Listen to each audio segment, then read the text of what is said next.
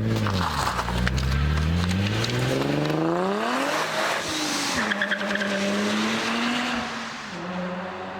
willing to bet that you've never heard of this car.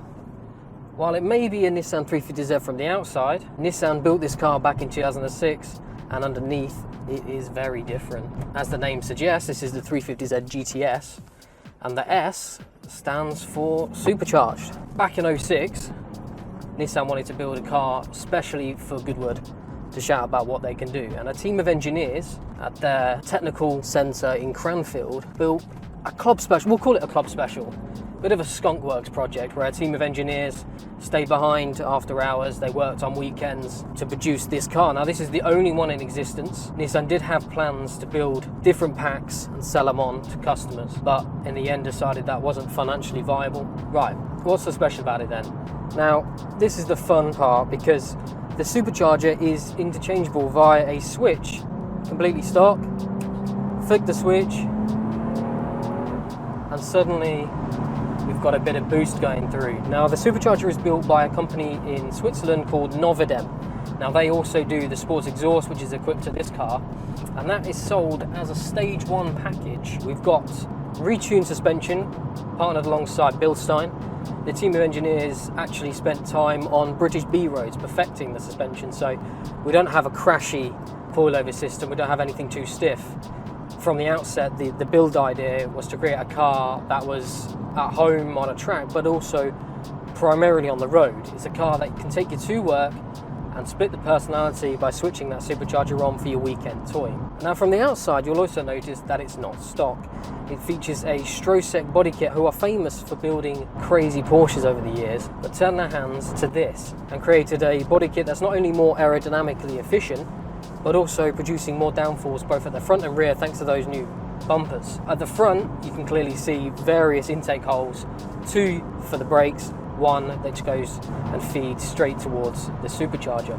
Now, with the supercharger on, we're making around the 380 brake horsepower mark and 313 pound-feet of torque, which is a 25% power hike, which is nothing to be snubbed at, because this car now feels awake.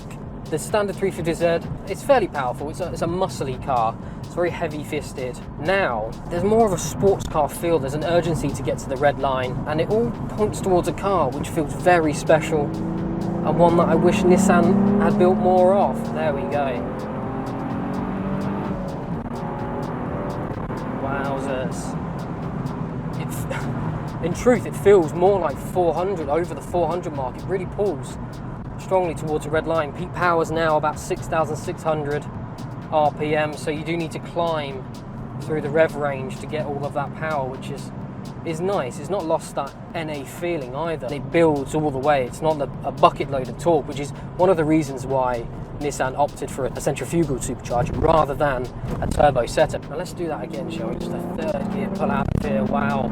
And of course, we're still rear wheel drive, but we have slightly wider raised wheels. Brakes, they're the uprated Brembo set you could get on a 350Z. They're nothing special, they are strong. If you wanted to do a bit of track work, I mean, this is a fairly heavy car, pushing 1,600 kilos, you'd probably want to have a little mess about with the brakes.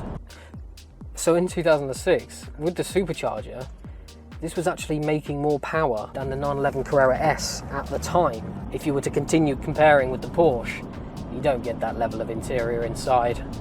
It doesn't make you feel as special as the Porsche. Okay, performance-wise, this is stronger actually. Again, let me go back to that suspension, because we're running on quite a bumpy road here, not greatly surfaced, but the suspension just eats it up. You know, we're not crashing about, we're sort of riding these bumps nicely.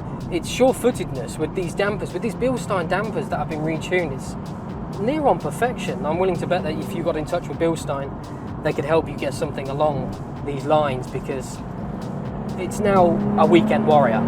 Now, if you wanted more power, you could get more power from Novidem. They do a separate kit, but that will mean some internal work, mainly conrods and pistons need to be forged. At the moment, this is a completely stock engine, a stock gearbox, the lot. Nissan say that the engine is quite happy to take that sort of extra power without needing further work, which is great news for 350Z owners. Funnily enough, I did see a post back from 2007 where someone had said that over 70 had been installed on 350Zs. Now, I've not personally seen a 350Z with this system, so if you're sat there watching this with one, it'd be nice to have a little chat with you just to see how you've got on over the years, reliability and things like that, because this car is only done just under 25,000 miles, so it's lived a sheltered life. It will have been looked after. It'd be nice to see what reliability we've got with that standard engine. If you're after a car with a bit more urgency and excitement, but with that level of reliability and usability, crucially, I don't think you'd look any further than this, because it is absolutely fantastic.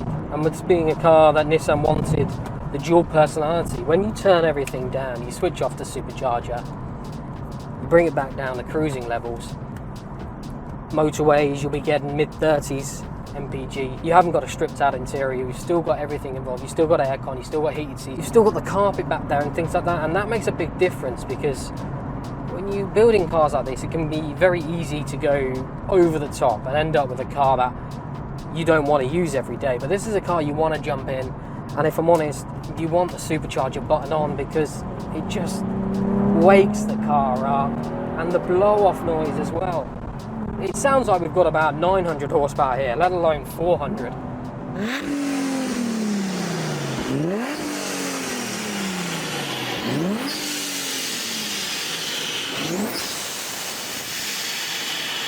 You can build this. All of these parts are available from their relative companies. If you were to get in contact with each of them, okay, some of them like Novidem are obviously based in Switzerland, so that would be more tricky. You'll probably have to get in touch with them to find a UK distributor or installer. But you could build this, after all. Just because Nissan didn't, doesn't mean you shouldn't. You should. Trust me, you should.